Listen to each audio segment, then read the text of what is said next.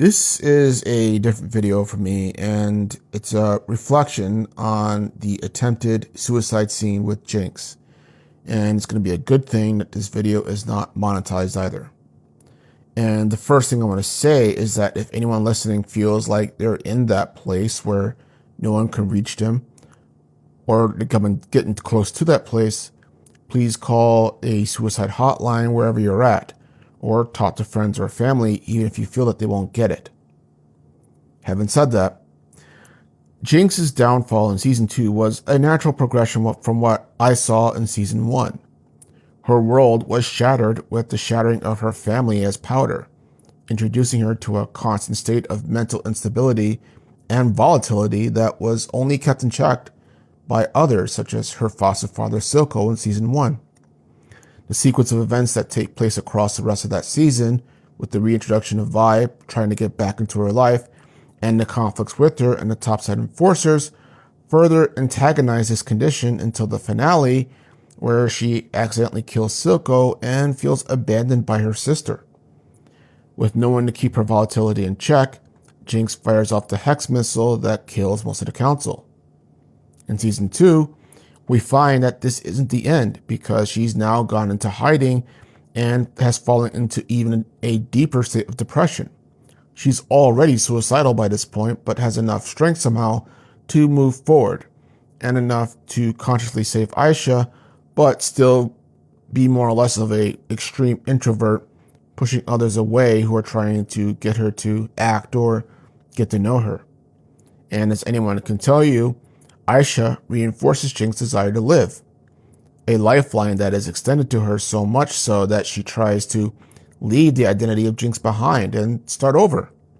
She's even having less and less of her sporadic hallucinations and outbursts that were commonplace to her in Season 1. And yet, events outside of her control push her back into that chaos, even the well-meaning intentions of Aisha.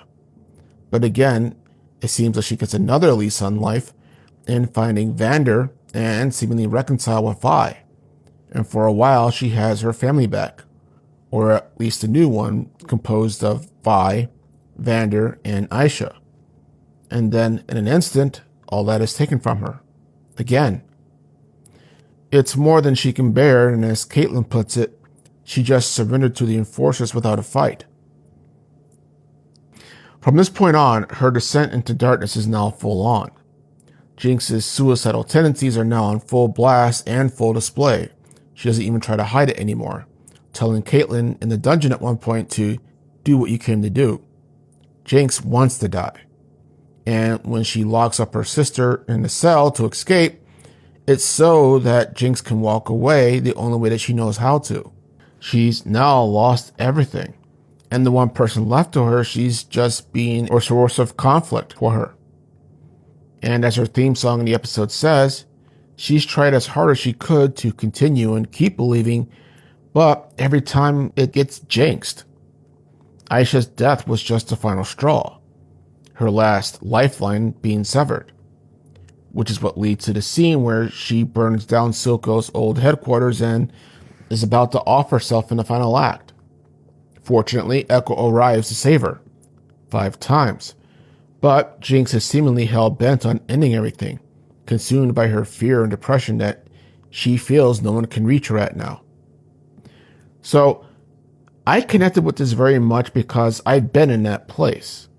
In my experience, being ready to cross the line is never a momentary decision, but is one that is built up to.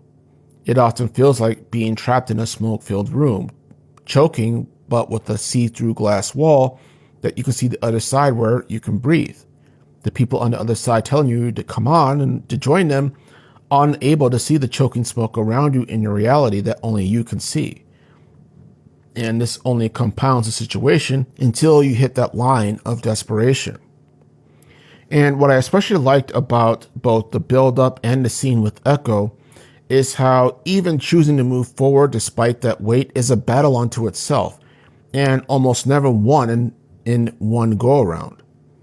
Echo having to reverse time 5 times just to break through that glass barrier to reach Jinx is, I think, an accurate portrayal of that reality. And I only wish they had spent more time with that and what he said to her, so that by the next episode, she seems almost like a completely different character. Upbeat and almost hero-like, with no signs of her previous mental state that we've been watching it until that time, at least up until the final scene with the chasm. Ending one's own life hurts those who do care about them, even though the individual can't see any other option, and it's not like they're trying to anyways. It's not a place where anyone wakes up in one day, nor a place where anyone wants to be. When it gets to that level where Jinx is at, it does take someone who is not condescending, wants to understand even if they really can't, and patient and wise enough that they can remove the blindness that that person is struggling with to alternative ways out, and to see those who can help that person, like Echo did with Jinx. And again, I strongly urge that anyone who is at this point or feels something like it, or maybe identifies with that scene too much, reach out to someone whom you can trust, or, like I said before, family or friends whom at the very least that you can vent to. Because the fact of the matter is, in this life, all of us, no matter what our mental state is, do need that person sometimes to kind of show us the way when we can't really see it.